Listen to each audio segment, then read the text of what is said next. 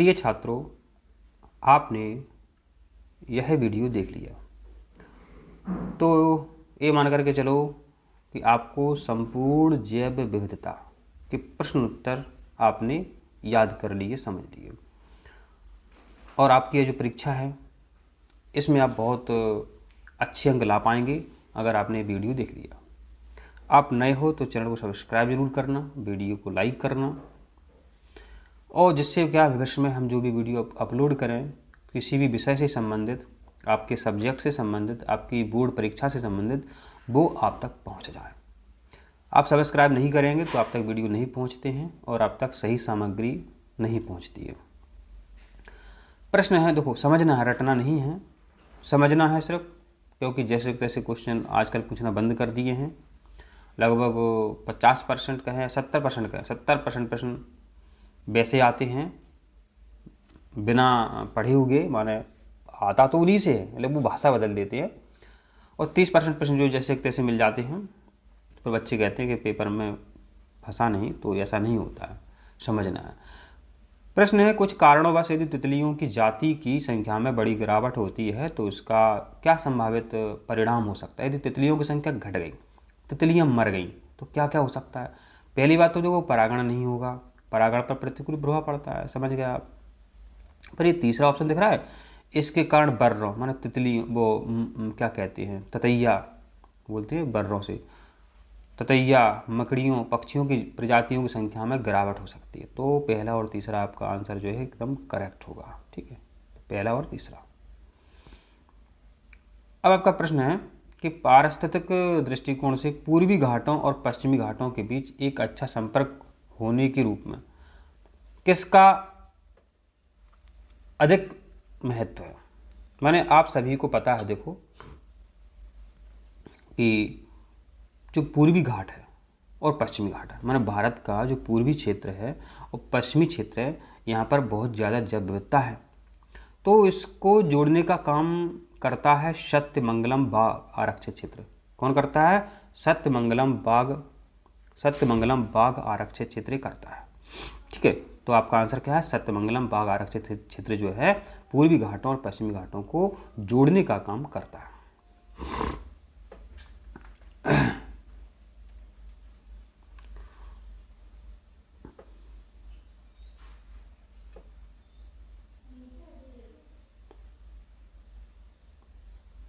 अब आपका यह तीसरा प्रश्न क्या है, यदि आप घड़ियाल को उनके प्राकृतिक आवास में देखना चाहते हैं तो कौन से स्थान पर आपको जाना पड़ेगा।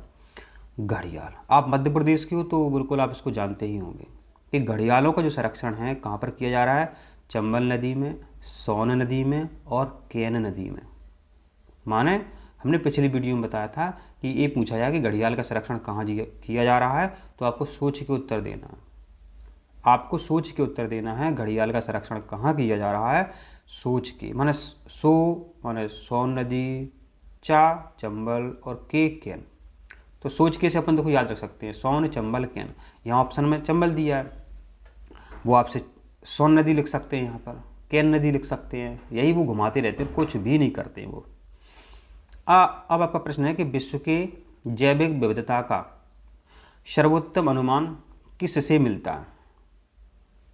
विश्व में सर्वाधिक जैव विविधता का अनुमान किससे मिलता है, माने जैव विविधता जो है किससे अपन इसका पता लगाते हैं। तो यहाँ पर देखिए, जो लगभग 4.5 करोड़ जातियाँ जीवित हैं उनमें से कोई 100 प्रतिदिन लुप्त हो जाती हैं और उनमें से अधिकांश तो अज्ञात ही होती हैं, क्योंकि अब तक अधिक से अधिक 15 लाख की पहचान हो पाई है।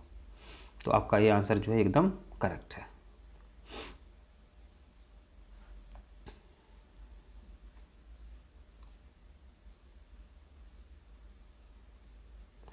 अब आपका 5वें नंबर का प्रश्न है कि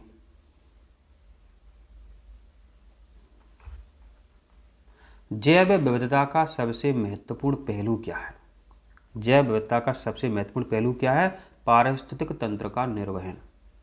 पारिस्थितिक तंत्र का निर्वहन क्या है? किसी प्राकृतिक प्रदेश में पाई जाने वाली जीव जंतुओं और पादपों की बहुलता को, माने अधिकता को क्या कहते हैं?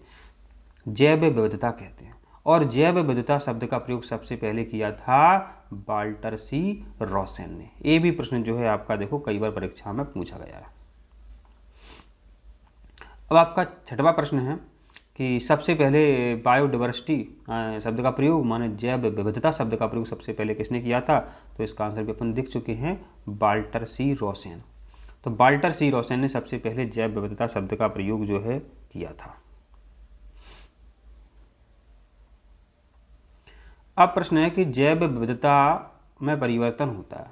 तो जैव विविधता में परिवर्तन होता है भूमध्य रेखा की तरफ बढ़ती है। तो आपका ये उत्तर जो है एकदम सही उत्तर है आपका। अब प्रश्न है आपका कि जैव विविधता है क्या है? जैव विविधता संपूर्ण प्रजातियों, संपूर्ण जीन और संपूर्ण पारितंत्रों का योग जैव विविधता कहलाता है। इसकी कोई एक परिभाषा नहीं है। आपको सिर्फ इतना शायद रखना है, लिखा हो सभी जीव जाति माने सभी पेड़ पौधे, सभी पादप, सब लोग आ गए इसमें, इनको और इकोसिस्टम। हम सब कौन हो गए? जीव। पेड़ पौधे हो गए पादप, और आसपास का जो पर्यावरण वो हो गया पारितंत्र। तो इनको ही कहते हैं जैव विविधता, इनको ही कहते हैं जैव विविधता। अब आपका अगला प्रश्न क्या है वो देख लेते हैं। प्रश्न है कि जैव विविधता दिवस कब मनाया जाता है? जैव विविधता दिवस जो है आपका 29 दिसंबर को मनाया जाता है। जैव विविधता दिवस आपका 29 दिसंबर को मनाया जाता है। 29 दिसंबर को ध्यान रखें। और 1993 से मनाना शुरू हुआ। वेरी इंपॉर्टेंट है, फिर मत कहना। जैव विविधता दिवस कब से मनाया जाता है? 29 दिसंबर से मनाया जाता है। अगर वो पूछने किस साल से, तो 1993 29 दिसंबर 1993 से जैव विविधता दिवस मनाया जाता है। अब प्रश्न है कि जैव विविधता का संबंध है, किससे संबंध है? प्रकृति में मिलने वाले सभी प्रकार के प्राणियों और पेड़ पौधे से। देखो अपनी इसकी परिभाषा मैंने देखी थी, उसी से उत्तर आ गया कि सभी प्रकार के पेड़ पौधे और प्राणी। तो देखो इस तरीके से आंसर निकालना है आपको, रटने से कुछ नहीं होता, आपको सिर्फ समझना, उत्तर अपने आप बनते चले जाएंगे आपसे। जैव विविधता को निम्नलिखित में से किस प्रकार से परिभाषित किया जा सकता है? कोई पर्यावरण है, अपने आसपास पर्यावरण है, विभिन्न प्रजातियां हैं, हो गया उत्तर। अभी अपन ने क्या देखा था कि हम सब हो गए जीव, पेड़ पौधे पादप, और अपना पर्यावरण पारितंत्र। ठीक है, तो इसमें क्या लिखा है? कोई पर्यावरण है, विभिन्न प्रकार की प्रजातियां हैं, प्रजातियों में पेड़ पौधे भी हो गए, हम भी हो गए। तो ये आपका डी उत्तर जो है एकदम करेक्ट उत्तर है। किसी पर्यावरण में विभिन्न प्रजातियों की विस्तार सीमा। मैं कई बार कह चुका हूँ कि आपको रटना नहीं है, आपको समझना है, नहीं तो आप कोई भी परीक्षा पास नहीं कर सकते। ध्यान दें। निम्नलिखित में से कौन सा एक वर्ष 2009 में अंतर्राष्ट्रीय जैव विविधता दिवस का मूलक है? जैव विविधता और आक्रामक अन्य देशीय एलियन जातियाँ। तो इतना ये इम्पोर्टेंट नहीं है कि आपको याद रखना पड़े। ठीक है, तो कोई इसकी आवश्यकता नहीं है, आप याद रखें ना रखें, कोई दिक्कत नहीं है। अब प्रश्न है आपका कि जीवित जीवों में विभिन्नता उन सभी स्रोतों से जिनमें जमीनी, समुद्री और दूसरी पारिस्थितिक समष्टियाँ शामिल हैं, जिनके विभाग हैं, जिसमें पारितंत्रों के अंदर जातियों के बीच विविधता शामिल निर्दिष्ट होती है। तो इतनी सारी जो भाषा है, इतनी सारी भाषा है, कोई इसकी आवश्यकता नहीं है आपकी। तो उत्तर है जैविक विविधता। तो यहाँ देखो क्या लिखा है, जीवों की विभिन्नता क्या कहलाती है? जैविक विविधता। यही तो उत्तर लिखा है, जीवों की विभिन्नता कहलाती है जैविक विविधता।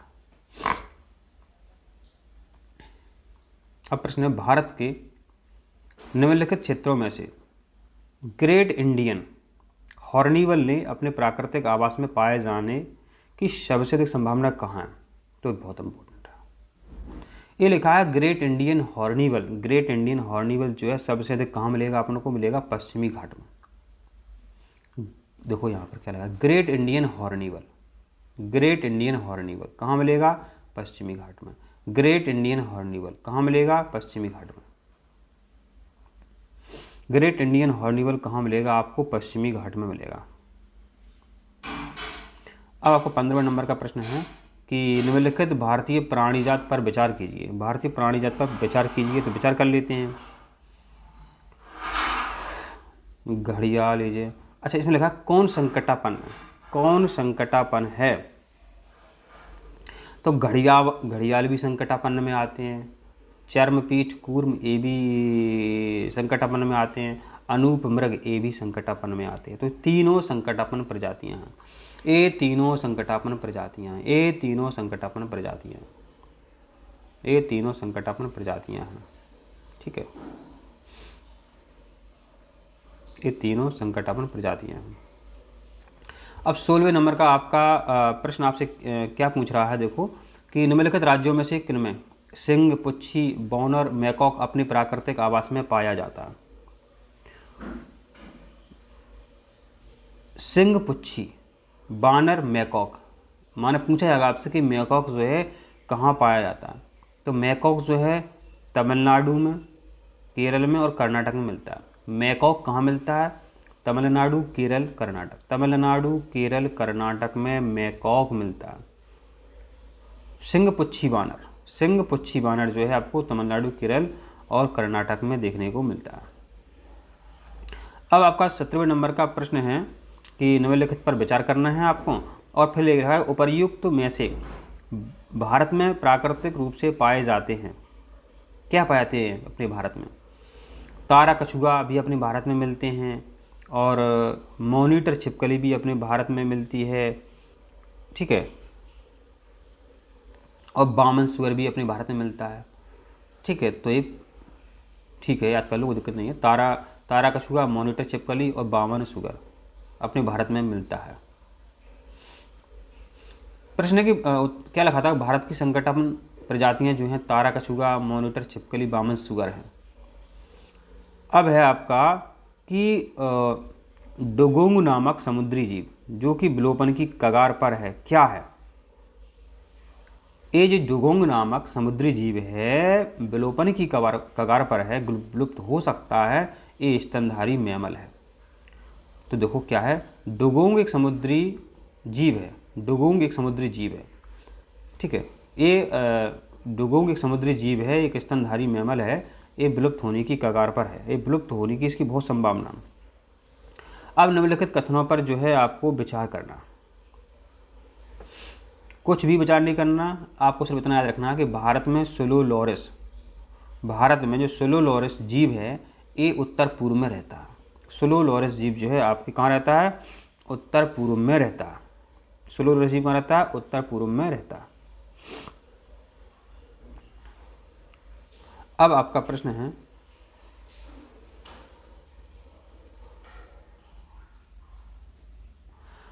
संकट। देखो आप एक पेज में बना लें कि संकटापन्न प्रजातियां कौन कौन सी हैं, तो ये बहुत काम देने वाली हैं। तो संकटापन्न, भारत में संकटापन्न कौन है? हाथी है कि मगरमच्छ है? तो उसका उत्तर आप लगा सकते हैं। बचाने का प्रयास किसको किया जा रहा है? मगरमच्छ को किया जा रहा है। तो भारत में संकटापन्न है मगरमच्छ। IUCN द्वारा भारत में पाए जाने वाले मगरमच्छों की प्रजातियों को संकटापन्न की जातियों में शामिल किया गया, जबकि हाथी जो है संकटापन्न नहीं है। भारत में प्रोजेक्ट टाइगर शुरू किया गया, वेरी वेरी मोस्ट इंपॉर्टेंट, अति महत्वपूर्ण। भारत में प्रोजेक्ट टाइगर जो है 1973 में शुरू किया गया। ठीक है, तो भारत सरकार ने बाघों की संख्या को बचाने के लिए, सुरक्षित करने के लिए 1973 में प्रोजेक्ट टाइगर शुरू किया था। ठीक है, 1973 में प्रोजेक्ट टाइगर शुरू किया था। भारतीय टाइगरों को बचाने के लिए प्रोजेक्ट टाइगर कब शुरू किया गया? 1973 में। अब है गैबी एलिस घड़ियाल बहुतायत में पाया जाता है। घड़ियाल कहाँ पाया जाता है? कौन सा घड़ियाल? गैबी एलिस, ये गंगा नदी में। गैबी एलिस घड़ियाल जो है गंगा नदी में पाया जाता है।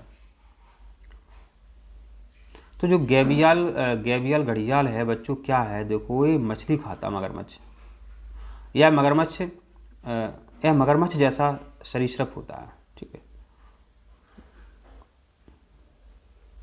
अब आपका है 24वें नंबर का प्रश्न।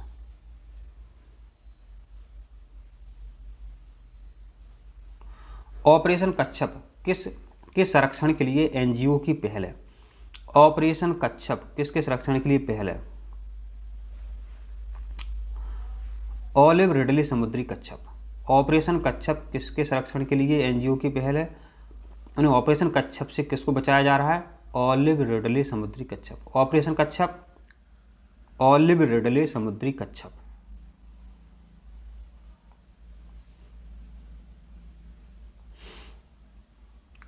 जो इम्पोर्टेंट है वो हम आपको बताने की कोशिश करेंगे, जो इम्पोर्टेंट नहीं है वो हम आपको नहीं बताएंगे, क्योंकि फालतू में आपका टाइम हमें बर्बाद नहीं करना है। प्रश्न है कि निम्नलिखित कथनों में से विचार करना है आपको विचार करना है